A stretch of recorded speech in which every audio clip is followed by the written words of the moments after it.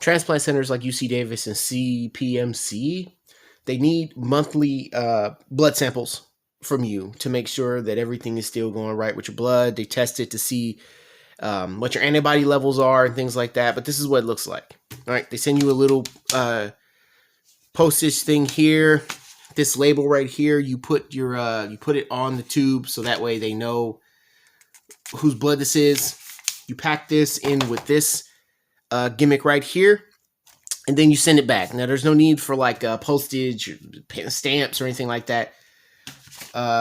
It's everything that you need is right here, and then you just drop it in a mailbox, and then it just goes right back to CPMC or UC Davis or whichever transplant center needs it. This is the inside of the kit right here. When you do your treatment, you draw blood and put it in here. It's made of glass. It has anticoagulants in it, so that way it doesn't clot while it's being sent to the labs at transplant centers.